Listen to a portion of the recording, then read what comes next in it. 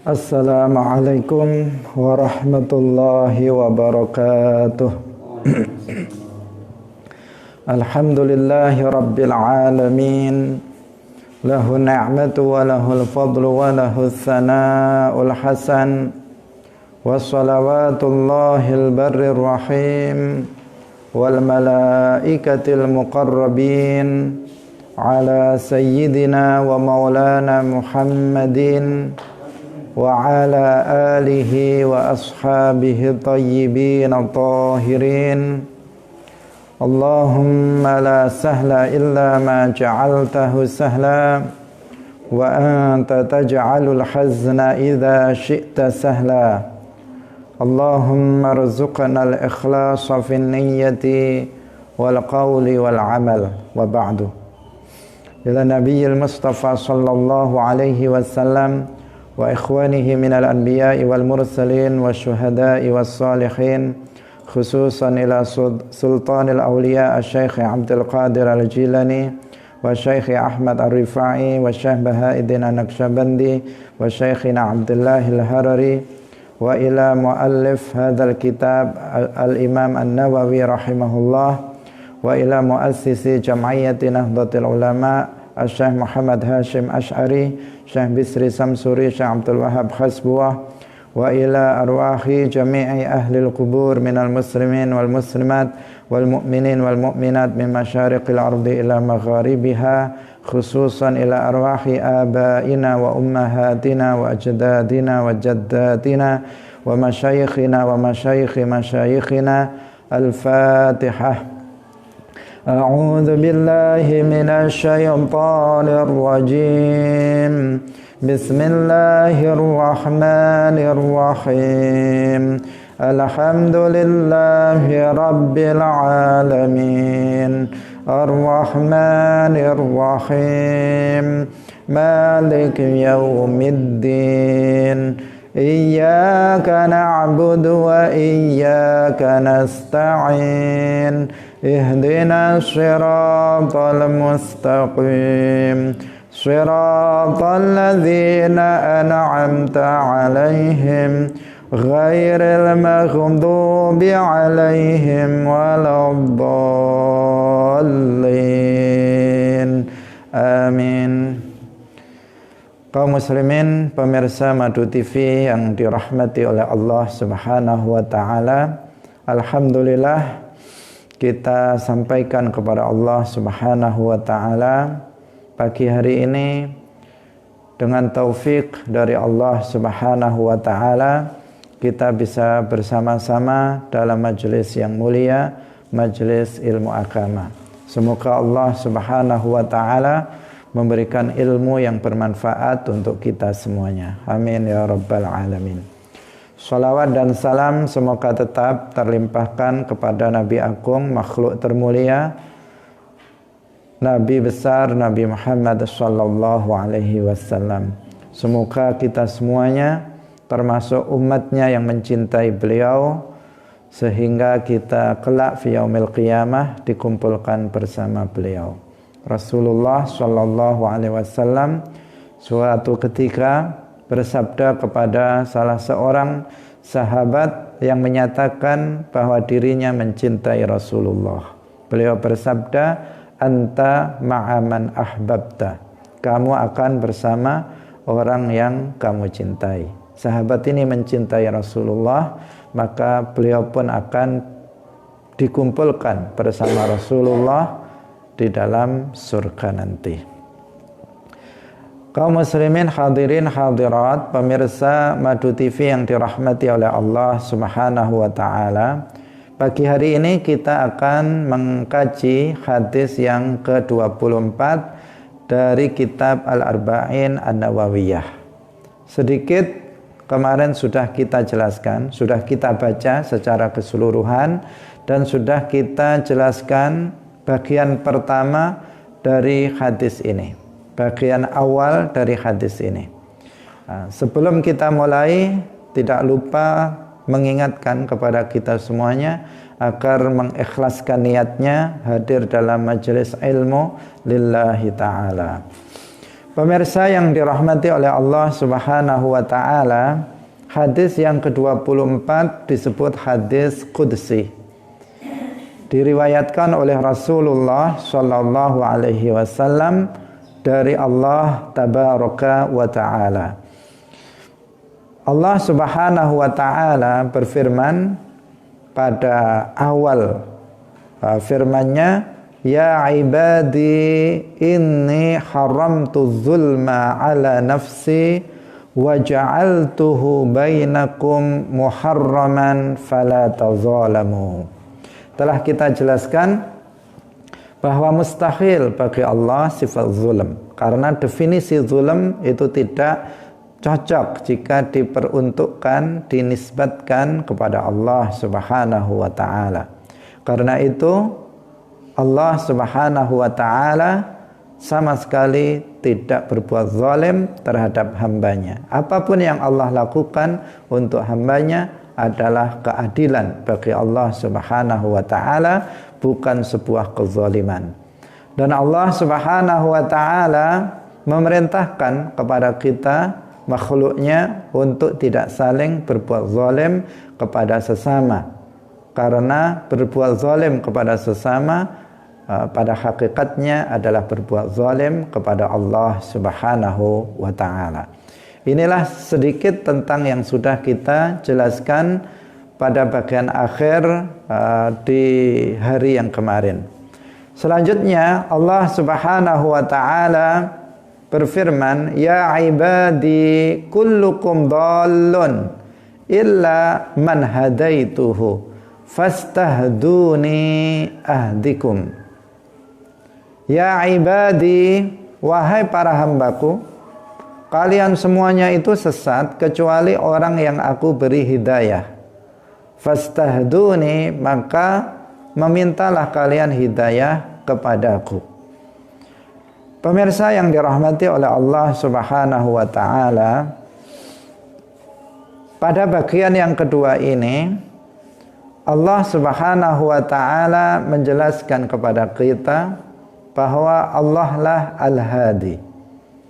Allah Al-Hadi dengan pengertian bahwa Allah adalah pencipta hidayah dalam hati manusia, dalam hati para hambanya. Rasulullah sallallahu alaihi wasallam juga disebut Al-Hadi, tetapi maknanya berbeda.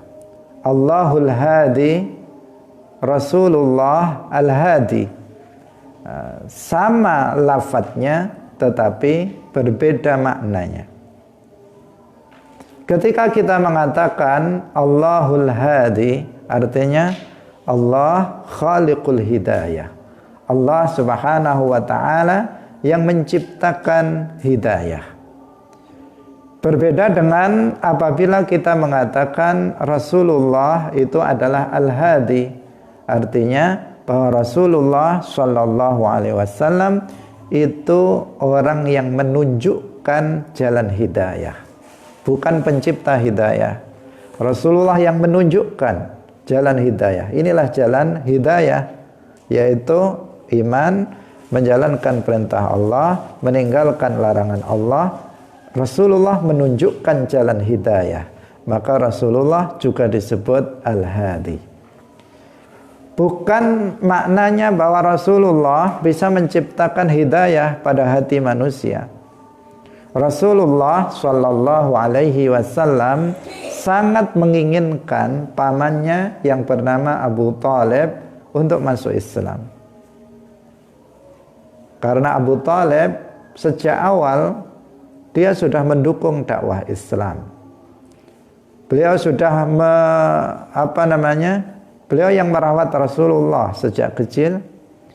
Ketika beliau diangkat sebagai nabi, dia juga mendukungnya, melindungi dakwah Rasulullah sallallahu alaihi wasallam.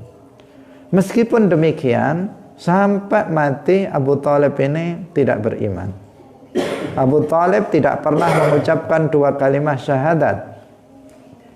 Meskipun hatinya itu meyakini kebenaran apa yang disampaikan oleh Rasulullah sallallahu alaihi wasallam, tetapi Abu Thalib tidak pernah mengakuinya dengan lisan. Dia tidak pernah mengikrarkan diri masuk Islam dengan mengucapkan 2 kalimat syahadat. Rasulullah sangat menginginkan Abu Thalib ini masuk ke dalam agama Islam. Tetapi apakah Abu Thalib kemudian mendapatkan hidayah karena Rasulullah menginginkan dia mendapatkan hidayah? Tidak. Abu Thalib sampai mati tidak mendapatkan hidayah. Kenapa? Karena Rasulullah bukan pencipta hidayah. Pencipta hidayah adalah Allah Subhanahu wa ta'ala. Rasulullah hanya menunjukkan jalan hidayah, tetapi yang menentukan hidayah adalah Allah. Yang menentukan seseorang itu masuk Islam atau tidak masuk Islam adalah Allah Subhanahu wa ta'ala. Sehingga Allah Subhanahu wa ta'ala di dalam Al-Quran berfirman, innaka la tahdi man ahbabta walakinnallaha yahdi man yasha. Innaka la tahdi man ahbabta. Sesungguhnya kamu wahai Muhammad la tahdi, tidak bisa menciptakan hidayah pada hati orang yang kamu inginkan untuk mendapatkan hidayah.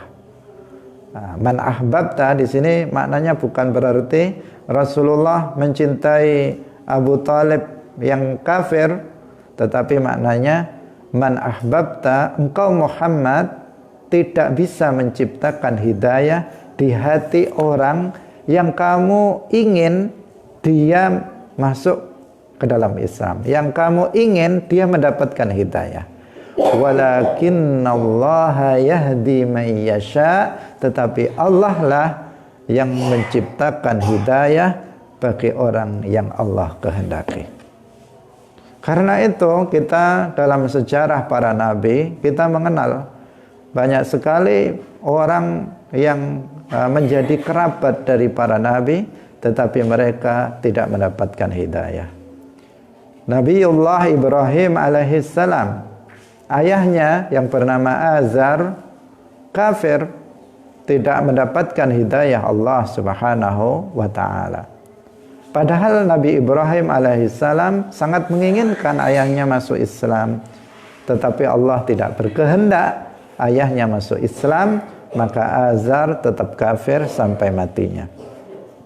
Nabi Nuh alaihissalam, istri dan anaknya yang bernama Kan'an tidak mau masuk ke dalam Islam. Tentu Nabi Nuh alaihissalam sangat ingin istri dan anaknya masuk ke dalam Islam, tetapi Allah tidak menciptakan hidayah di hati mereka sehingga mereka tidak masuk Islam. Nabi Lot alaihissalam, istrinya juga begitu, tidak mau masuk ke dalam agama Islam.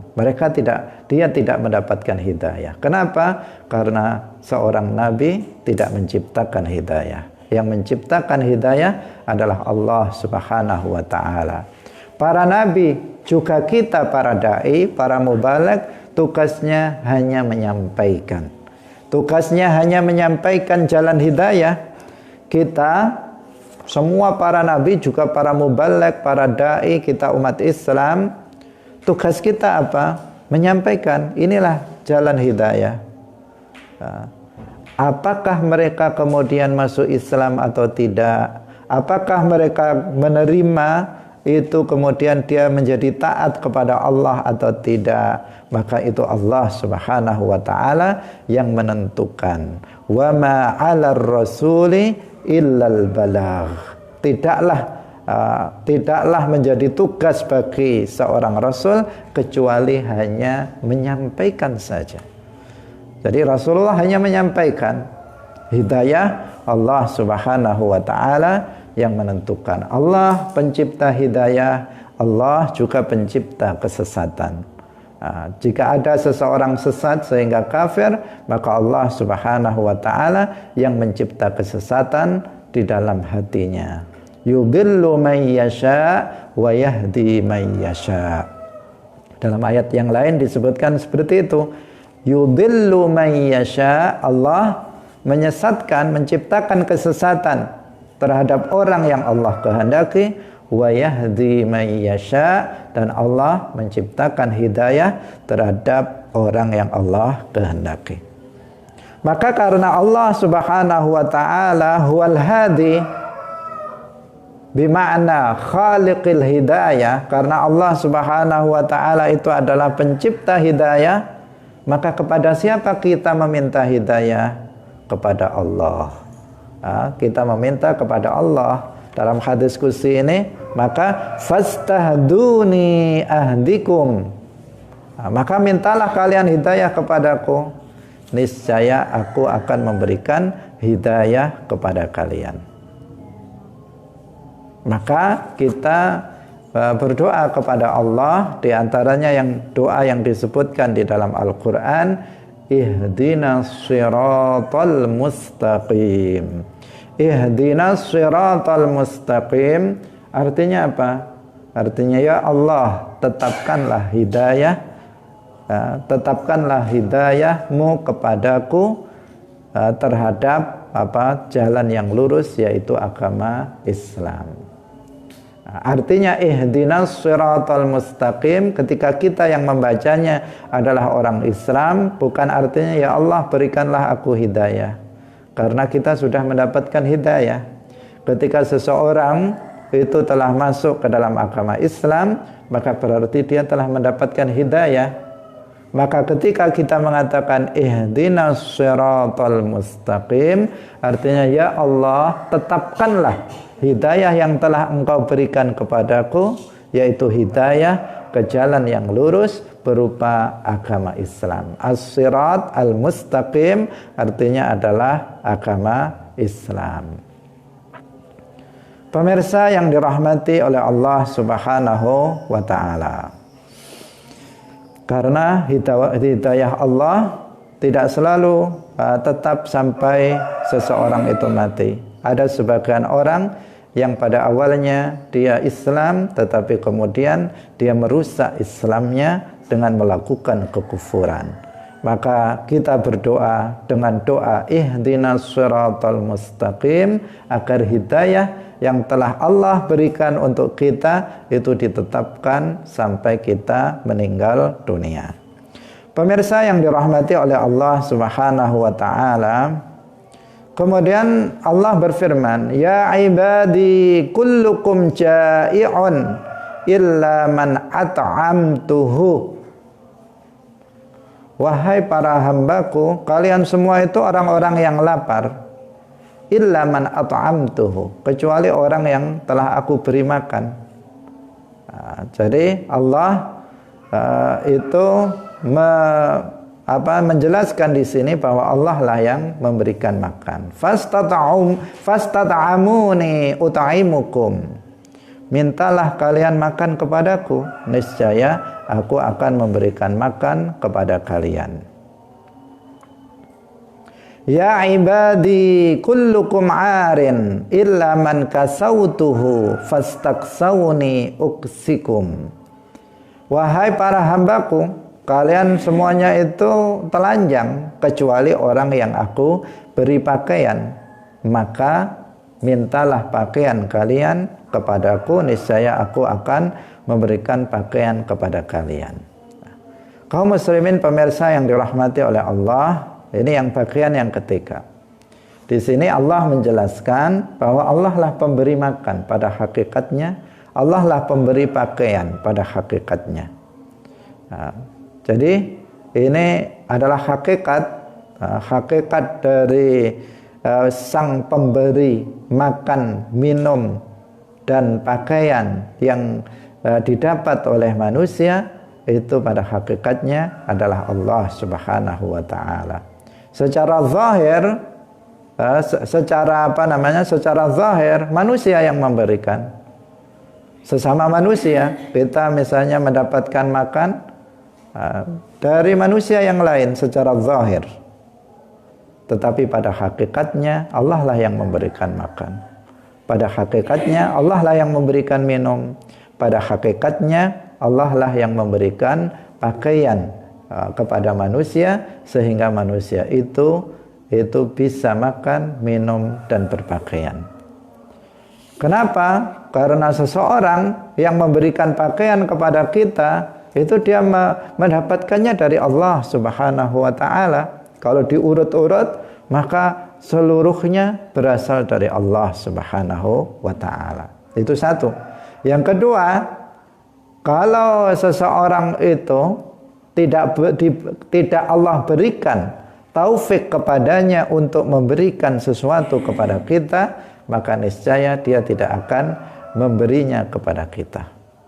Misalnya kita mendapatkan makan dari seseorang,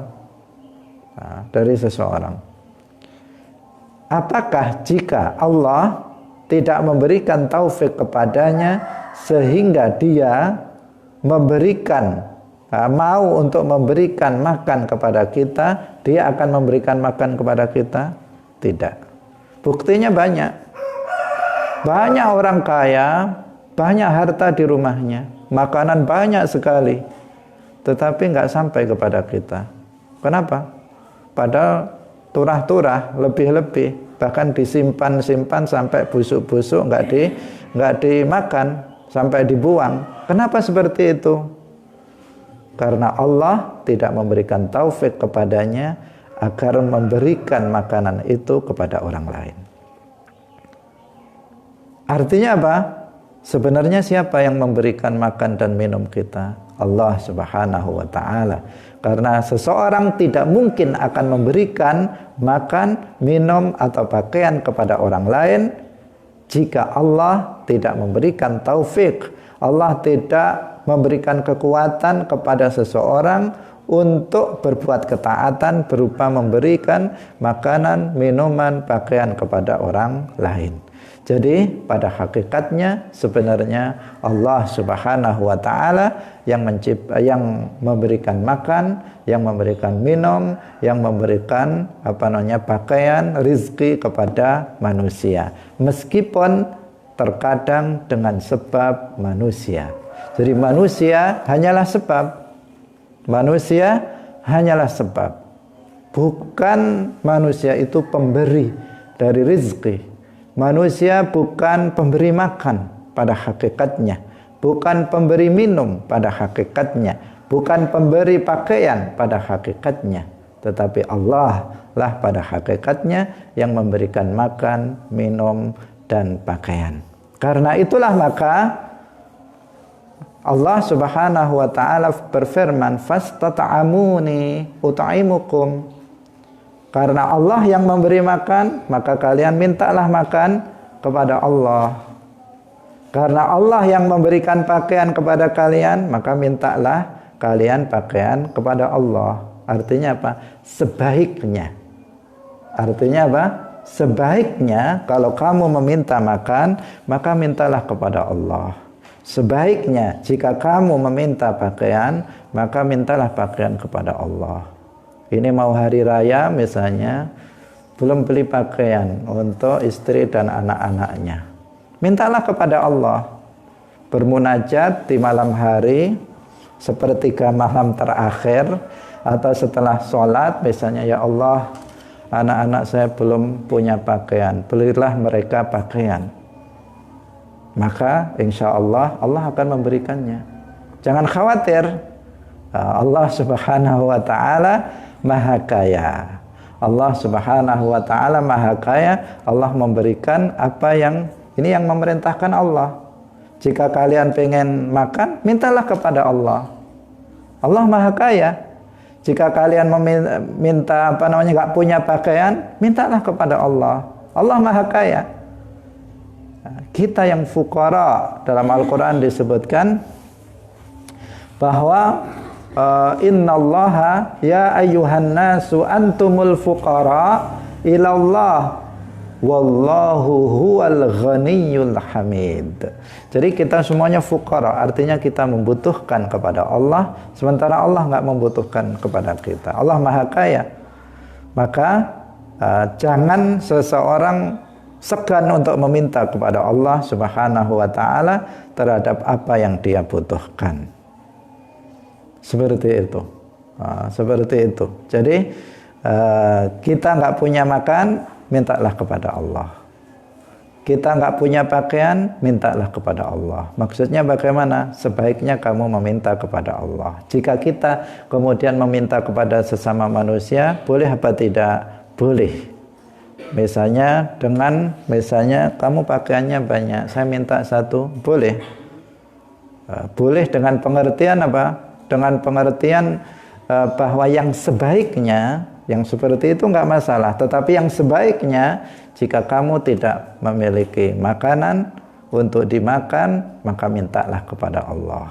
Maka Allah akan memberikannya, tentu dengan melalui sebab atau perantara tersebut. Mungkin akan ada datang orang yang memberikan sedekah, mungkin akan datang orang yang memberikan hadiah, mungkin akan datang orang yang memberikan makanan karena hajatan misalnya. Oh, ini saya lagi ada genduren di rumah saya, ini saya antarkan makanan. Tadi dia baru saja meminta kepada Allah diberi makan, ada orang yang datang memberikan makan.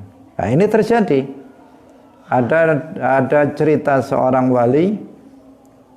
Ada seorang wali yang berziarah ke makam Rasulullah Shallallahu Alaihi Wasallam zaman dahulu di Masjid Nabawi. Dia meminta, dia kelaparan, lapar, nggak punya makanan dia.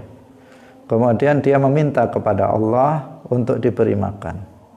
Nah, meminta kepada Allah, ini dia tidak tanggung-tanggung, bukan hanya ya Allah saya minta makan, bukan hanya seperti itu. Tetapi saya minta makan, makannya begini. Sifat makanannya itu disebutkan, makanannya yang begini. Nah, kemudian apa? Kemudian tidak seberapa lama kemudian ketika itu ada orang yang mengetahuinya dan dia mencelanya. Nah, tetapi tidak seberapa lama kemudian datang seseorang membawa makanan dengan makanan yang persis seperti yang dia minta, tidak meleset sama sekali dari yang dia minta. Orang itu mengatakan memberikan makan itu kepada laki-laki tersebut. Alasannya dia tadi tidur kemudian bermimpi bertemu dengan Rasulullah Shallallahu Alaihi Wasallam agar memberikan makanan kepada dia. Itu dengan sebab orang itu Allah memberikan makan kepadanya. Karena dia meminta makan kepada Allah, maka Allah memberikannya. Karena ini sudah jelas ya, dalam hati sudah jelas. Kalau kita yakin, kalau sudah jelas, maka ya bisa diamalkan. Rasulullah kan sudah mengatakan, kullukum ja'i illa man at'amtuhu fastat'amuni ut'imukum. Mintalah kalian makan kepadaku, maka aku akan memberikan makan kepada kalian. Itu sudah siapa yang berfirman? Allah yang mengatakannya. Kalau kita meyakini itu, maka bisa kita untuk mengamalkannya. Nah, pemirsa yang dirahmati oleh Allah Subhanahu wa taala, tentu ini juga tidak menafikan adanya ikhtiar dan usaha. Dan ikhtiar doa ini adalah bagian dari ikhtiar. Nah, jadi doa itu sebenarnya adalah kedudukannya sama dengan bekerja. Nah, karena dia juga sebab dari Allah Subhanahu wa taala memberikan apa yang diminta oleh makhluknya, oleh para hambanya. Nah, ini bagian yang ketiga. Kemudian yang selanjutnya, innakum ya ibadi innakum tukhti'una bil-laili wan-nahar wa ana aghfiru dzunuba jami'an fastaghfiruni aghfiru lakum. Luar biasa. Nah, ini Allah Subhanahu wa taala rahmatnya sangat luas, ampunannya sangat luas. Allah taala berfirman, kalian wahai para hambaku berbuat salah, berbuat maksiat di siang hari, berbuat salah, berbuat maksiat di malam hari, berbuat maksiat, tetapi ana aghfiru dzunuba jami'an. Aku mengampuni dosa semuanya. Bukan sebagian, semuanya. Ana aghfiru dzunub. Karena itu jika kalian bersalah, maka kalian melakukan dosa, maksiat, fastaghfiruni, mintalah ampun kepadaku, aghfiru lakum, niscaya aku akan mengampuni kalian. Kaum muslimin pemirsa Madu TV yang dirahmati oleh Allah Subhanahu wa taala, Allah taala itu Al-Ghaffar. Allah taala itu Al-Ghafur. Allah taala adalah Ghafiruz Dzunub. Allah adalah zat yang maha pengampun. Allah yang mengampuni dosa-dosa para hambanya. Maka jangan khawatir Allah tidak mengampuni dosa kita. Yang terpenting bagi kita adalah meminta ampun kepada Allah atas dosa yang kita lakukan. Setiap kita, selain para nabi, setiap kita pasti pernah melakukan dosa. Tetapi Allah Subhanahu wa taala Maha Pengampun. Mintalah ampun kepada Allah Subhanahu wa taala. Sebaik-baik orang yang melakukan dosa adalah orang yang mau meminta ampun kepada Allah. Sebaik-baik, ini disebutkan dalam hadis, sebaik-baik orang yang melakukan dosa adalah orang yang mau meminta ampunan kepada Allah Subhanahu wa taala. Orang melakukan maksiat, kemudian dia menyadari, dia mengatakan astaghfirullah, maka itulah sebaik-baik orang yang melakukan kesalahan. Karena setiap kita tidak bisa melepaskan diri dari melakukan kesalahan-kesalahan. Allah Subhanahu wa taala Maha Pengampun. Seluruh dosa yang dilakukan oleh manusia, maka Allah mengampuninya bagi orang yang Allah kehendaki. Bagi orang yang Allah kehendaki, selama orang itu tidak melakukan kekufuran atau kesyirikan. Saya ulangi lagi. Allah Subhanahu wa taala mengampuni dosa-dosa, semua dosa yang dilakukan oleh para hambanya bagi orang yang Allah kehendaki. Kalau Allah tidak berkehendak, Allah tidak mengampuninya. Tetapi bagi orang yang Allah kehendaki, maka Allah mengampuni dosa-dosanya. Selama seseorang tidak jatuh pada dosa kufur atau syirik. Karena jika seseorang telah jatuh kepada dosa kufur atau syirik, syirik sebenarnya bagian dari kufur. Karena kufur ada dua. Kufrun syirkun wa kufrun ghairu syirkin. Kufrun syirkun artinya kufur yang atau kufru syirkin artinya kufur yang mengandung unsur syirik. Syirik itu apa? Syirik artinya ibadatu ghairillah, beribadah kepada selain Allah, itu syirik. Nah, kufru syirkin artinya kufur yang mengandung unsur peribadahan, penyembahan kepada selain Allah. Misalnya sujud kepada berhala, misalnya sujud kepada matahari. Ini namanya apa? Kufur syirkin, kufru syirkin, kufur yang mengandung unsur ibadah kepada selain Allah. Ada yang kufrun ghairu syirkin, kufur yang tidak mengandung unsur syirik. Seperti seseorang misalnya mencaci maki Allah. Seperti kemarin kita terangkan, ada seseorang mengatakan Allah itu zalim kepadaku. Di sini nggak ada unsur ibadah kepada selain Allah, tetapi dia mencaci maki Allah, mensifati Allah dengan sifat yang tidak layak baginya. Maka dia telah jatuh kepada kufur, tetapi kufur yang bukan syirik. Atau seseorang misalnya dia dengan sengaja menginjak-injak Al-Quran, menduduki Al-Quran misalnya, dengan sengaja dia melakukannya, maka berarti dia telah jatuh pada kufur, tetapi kufrun ghairu syirkin, kufur yang tidak mengandung unsur kesyirikan. Karena nggak ada unsur ibadah kepada Allah, tetapi ada unsur pelecehan dan penghinaan terhadap Al-Quran.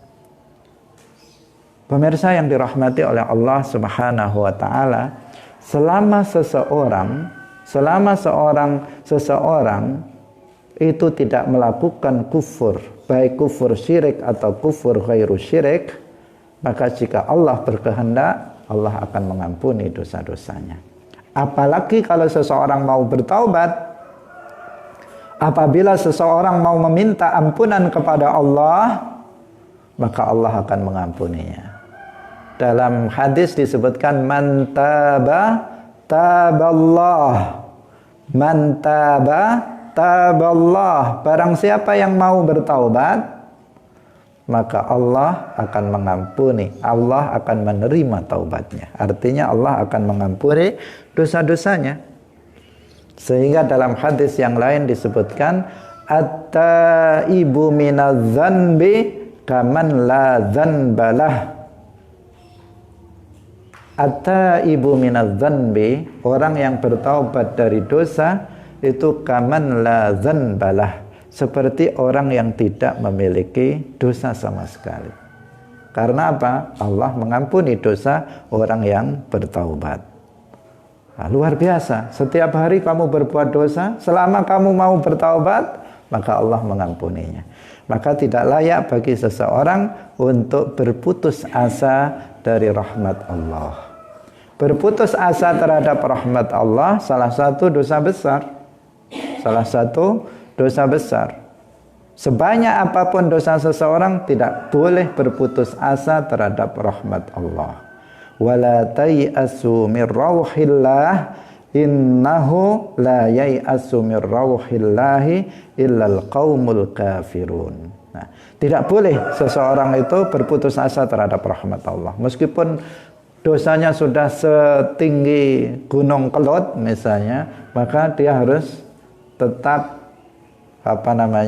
tidak berputus asa terhadap rahmat Allah. Jika dia mau meminta ampunan kepada Allah, jika dia mau bertaubat kepada Allah, maka Allah akan mengampuninya. Allah Ghafirudz Dzunub. Nama Allah Asmaul Husna Al-Ghaffar atau Al-Ghafur atau Ghafirudz Dzunub. Ghafirudz Dzunub ini yang ketiga ini, Ghafirudz Dzunub, ini adalah min asma'illahil khassah, termasuk nama Allah yang khusus. Ya, apa artinya? Tidak boleh selain Allah diberi nama dengan nama itu. Karena nama-nama Allah al-husna, asma'ullah al-husna, itu terbagi menjadi dua. Ada asma'ullah al-khassah dan ada asma'ullah al-ammah. Apa artinya asma'ullah al-khassah?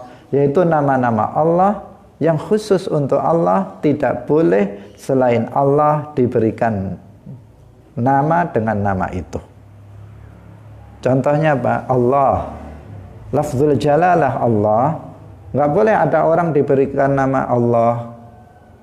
Kalau diberi abad maka boleh Abdullah. Tapi nggak boleh dipanggil ya Allah, nggak boleh. Karena apa? Itu nama khusus untuk Allah. Yang kedua Abdurrahman. Ar-Rahman itu nama khusus untuk Allah. Nggak boleh seseorang atau masjid atau musalla diberi nama Masjid Ar-Rahman, TPQ Ar-Rahman, tidak boleh. Karena Ar-Rahman nama khusus bagi Allah.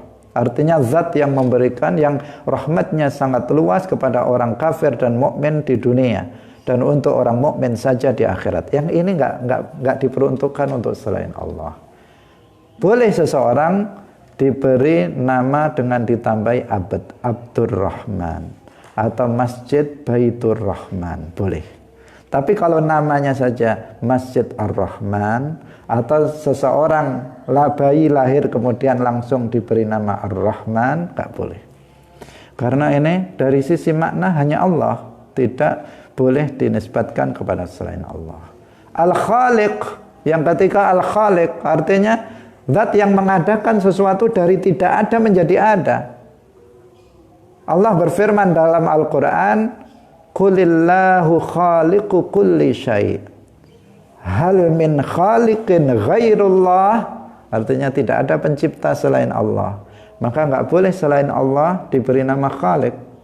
Boleh jika diberi dengan Abdul Khalik, itu boleh. Kemudian yang selanjutnya Ar-Razzaq atau Ar-Razik, zat yang menyampaikan rizki kepada para hambanya, itu hanya Allah. Maka nggak boleh selainnya diberi nama dengan ini. Boleh ditambah dengan Abdur Razzaq atau Abdur Razik, boleh. Kemudian Al-Quddus, kemudian Dzul Jalali wal Ikram. Kemudian ini Ghafiruz Dzunub, Ghafiruz Dzambi, zat yang mengampuni dosa. Itu hanya Allah Subhanahu wa taala.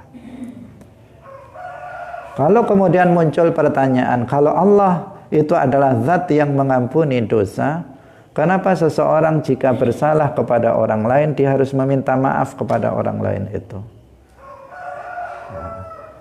Meminta maaf kepada orang lain, jawabannya itu adalah syarat dari Allah mengampuni dosa seseorang. Bukan dia yang mengampuni dosa, bukan manusia yang mengampuni dosa, tetapi Allah akan mengampuni dosa seseorang yang berkaitan dengan dengan sesama manusia jika manusia itu meminta maaf kepadanya. Maka jika kemudian seseorang sudah minta maaf kepada temannya, tapi temannya nggak mau memaafkan, maka Allah mengampuninya. Karena syaratnya bukan jika temannya itu memaafkan, tetapi jika dia meminta maaf kepada temannya. Bisa dipahami? Jadi pada hakikatnya Ghafiruz Dzambi, zat yang mengampuni dosa adalah Allah Subhanahu wa taala. Manusia tidak mengampuni dosa seseorang. Kaum muslimin pemirsa Madu TV yang dirahmati oleh Allah Subhanahu wa taala. Kita masuk pada berikutnya, firman Allah yang berikutnya. Nah, semoga kita bisa menyelesaikan ini. Ya ibadi innakum lan tablughu durri.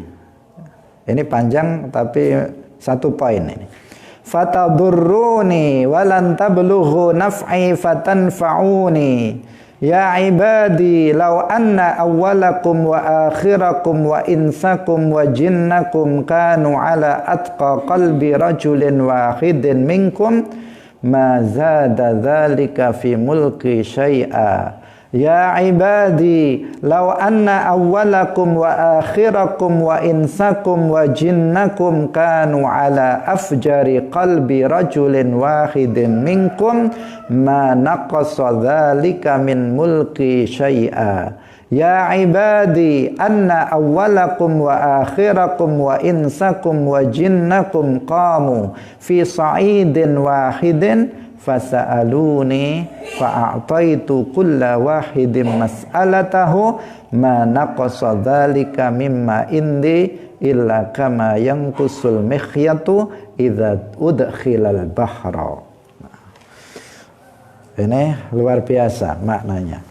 Pemirsa yang dirahmati oleh Allah Subhanahu wa taala.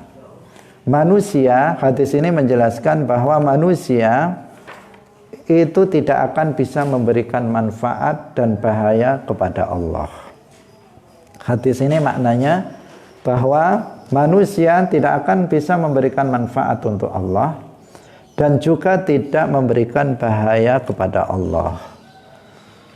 Itu maknanya. Ketaatan yang kita lakukan, sholat yang kita lakukan, puasa yang kita lakukan, baca Al-Quran yang kita lakukan, zikir yang kita lakukan, itu tidak menambah kekuasaan Allah. Itu tidak memberikan manfaat kepada Allah, tetapi memberikan manfaat kepada siapa? Kepada kita. Ketika kita beriman kepada Allah, ketika kita berbuat ketaatan kepada Allah, maka ketaatan yang kita lakukan, ibadah yang kita lakukan kepada Allah bukan memberikan manfaat untuk Allah, bukan menambah kekuasaan Allah, tetapi manfaatnya justru kembali kepada kita. Karena dengan kita berbuat ketaatan kepada Allah, maka Allah kemudian memasukkan kita ke dalam surga dengan sebab itu. Jadi kepada siapa manfaatnya? Kepada kita sendiri, bukan untuk Allah. Allah Maha Kuasa, tidak membutuhkan kepada makhluk. Allah tidak membutuhkan kepada makhluk. Kalau seandainya semua makhluk di alam semesta ini beribadah kepada Allah, semuanya sujud kepada Allah, maka itu tidak menambah kekuasaan Allah. Allah tetap Maha Kuasa, tidak terpengaruh oleh apa yang dilakukan oleh manusia. Karena pada hakikatnya seseorang itu beriman, Allah yang memberikan hidayah. Seseorang itu berbuat ketaatan, Allah yang memberikan taufik. Jadi manusia ini berbuat ketaatan bukan karena manusia itu sendiri, tetapi Allah yang membuatnya taat kepada Allah. Dan jika Allah berkehendak, tetapi Allah tidak berkehendak. Jika Allah berkehendak, maka semua makhluk itu muslim. Semuanya beribadah kepada Allah. Jika Allah berkehendak, makhluk ini berbuat semuanya taat, tidak ada yang melakukan dosa, maka bisa. Jika Allah berkehendak. Tetapi Allah tidak berkehendak. Allah menghendaki sebagian makhluk ada yang berbuat, ada yang muslim dan ada yang tidak muslim. Ada yang taat dan ada yang tidak taat. Itu kehendak Allah Subhanahu wa ta'ala. Sehingga itu tidak mempengaruhi terhadap kekuasaan Allah Subhanahu wa ta'ala. Lihat rahmat Allah Subhanahu wa ta'ala. Seseorang dia beriman kepada Allah, Allah yang memberikan hidayah. Seseorang berbuat taat kepada Allah, Allah yang memberikan taufik agar dia bisa berbuat taat kepadanya. Sudah seperti itu, dia diberi surga dengan sebab amal yang dia lakukan, yang itu sebenarnya taufik dari Allah. Sama sekali Allah tidak mengambil manfaat, tetapi manfaatnya sudah Allah yang memberi taufik. Dia lagi yang dapat manfaatnya. Manusia itu yang dapat manfaatnya. Ini menunjukkan betapa luas rahmat Allah Subhanahu wa ta'ala untuk makhluknya. Nah, sama sekali apa yang kita lakukan dari berbagai macam ibadah itu tidak menambah kekuasaan Allah, tidak memberikan manfaat untuk Allah Subhanahu wa ta'ala, karena Allah tidak membutuhkan kepada makhluknya. Sebaliknya, kemaksiatan yang kita lakukan tidak mengurangi kekuasaan Allah. Seandainya seluruh makhluk semuanya kafir, semuanya berbuat maksiat kepada Allah, maka Allah tetap Tuhan. Allah tetap pencipta alam semesta ini. Kekuasaan Allah tidak berkurang karena itu. Kenapa? Karena seseorang itu menjadi kafir dan seseorang itu menjadi tidak taat, durhaka kepada Allah, bermaksiat kepada Allah, itu juga Allah yang menciptakannya. Allah yang menciptakannya. Allah yang menghendaki terjadinya. Maka sama sekali Allah Subhanahu wa ta'ala itu tidak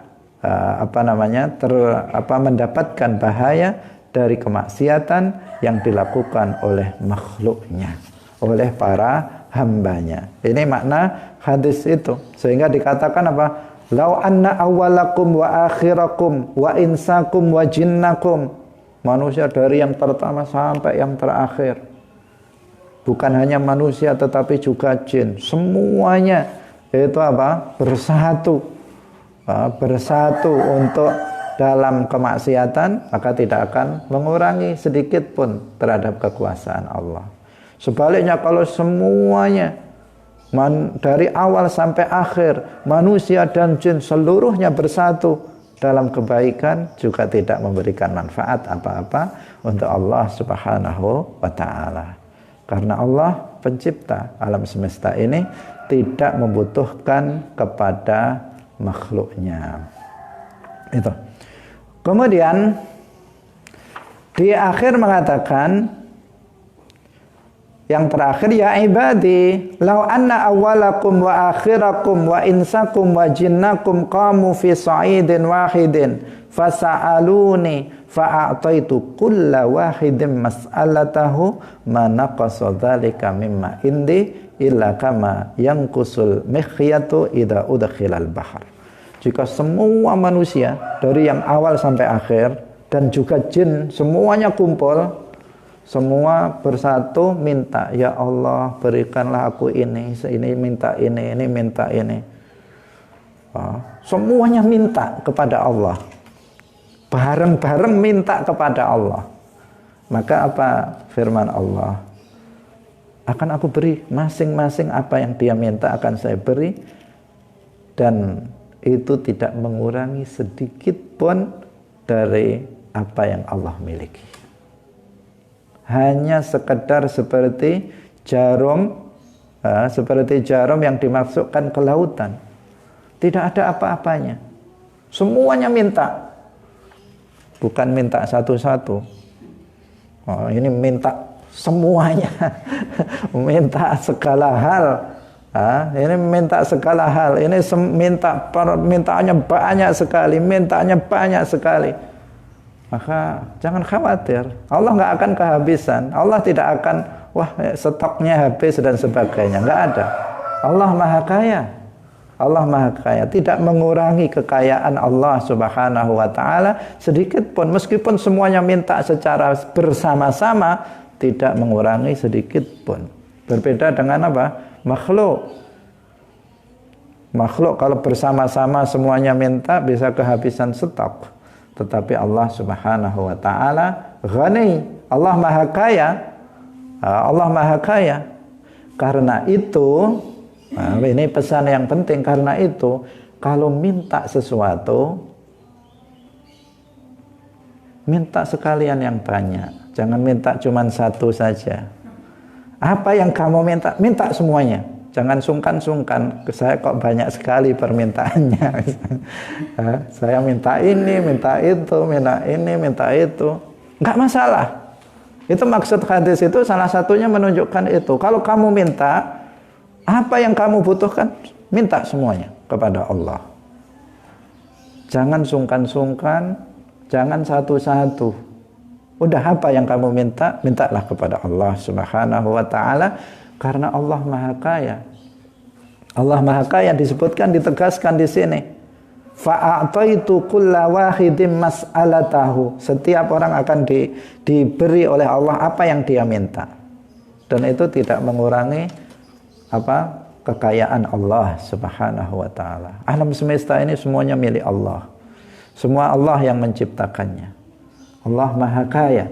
Karena itu silahkan apapun yang kita mintakan kepada Allah Subhanahu wa Ta'ala.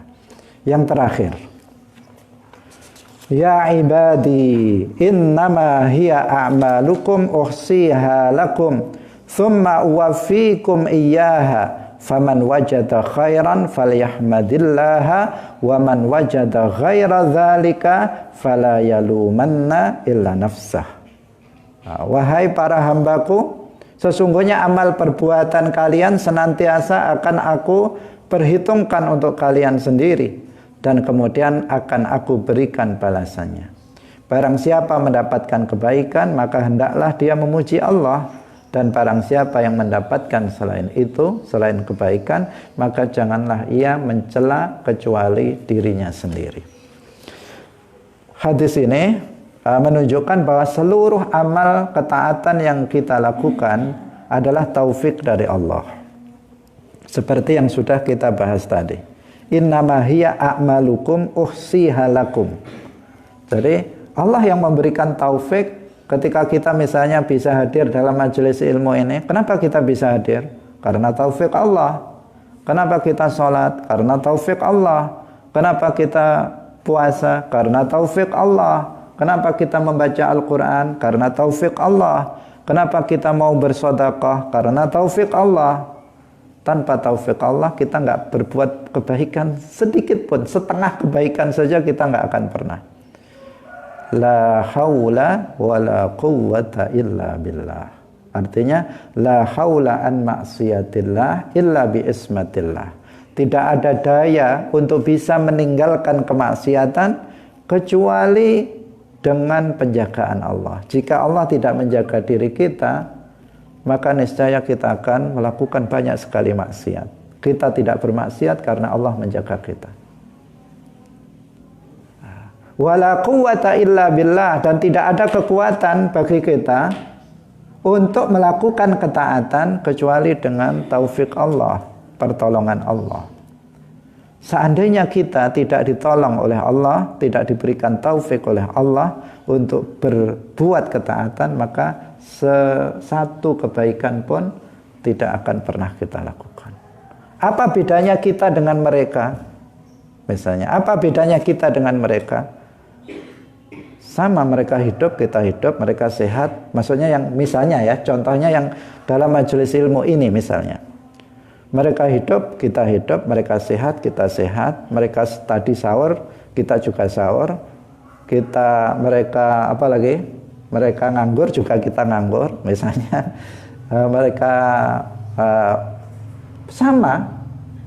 Tetapi kenapa yang ini hadir dalam majelis ilmu, yang sana tidur? Apa bedanya?